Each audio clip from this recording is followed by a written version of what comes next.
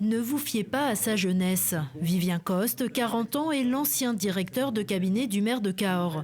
Le candidat de la majorité municipale sortante affiche une continuité, tout en insistant sur le renouvellement, avec plus de la moitié de nouveaux colistiers dans son équipe. J'aime à dire que c'est plutôt une opportunité, c'est-à-dire qu'on est riche de l'expérience que nous avons acquise, et moi le premier dans le dispositif antérieur. Dans un contexte où tout est de plus en plus pesant et complexe, c'est plutôt utile de pouvoir être en capacité d'agir vite. Et en même temps, il faut avoir cette capacité à ne pas s'enfermer dans des certitudes.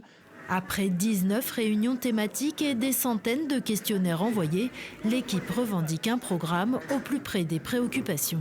C'est un projet organisé autour d'un certain nombre de priorités. Renforcer la police municipale pour qu'elle soit plus présente sur le terrain, mieux équipée, renforcer dans ses missions. C'est également un soutien particulier au commerce en introduisant 1 heure de gratuité de stationnement quotidien en matière de stationnement.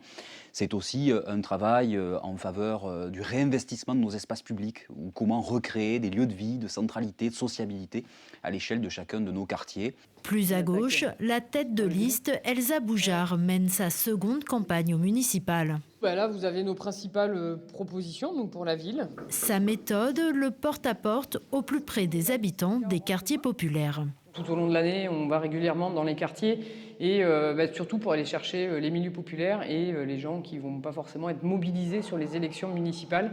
Au cœur de son programme, une autre façon de faire de la politique en misant sur la démocratie participative. Conseil de quartier doté d'un budget ou référendum d'initiative citoyenne. Quand on parle de référendum d'initiative citoyenne, c'est comme ça qu'on va convaincre des gens qui ne votaient plus d'aller voter même pour les élections municipales. Et c'est notamment comme ça qu'on a fait beaucoup d'inscriptions sur les listes électorales. Et je pense qu'aujourd'hui, il y a une étude qui est sortie qui montre que 80% des Français veulent participer réellement aux décisions. Et donc je pense que là, on est tout à fait en phase avec les attentes.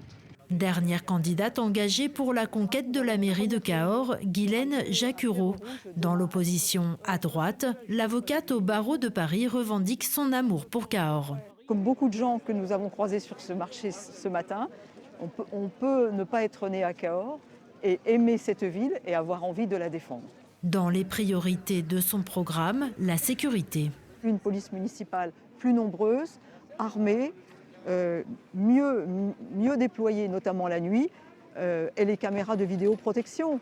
Je voudrais doubler le nombre de caméras de vidéosurveillance.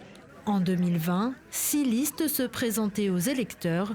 La majorité municipale avait obtenu 57% des suffrages dès le premier tour.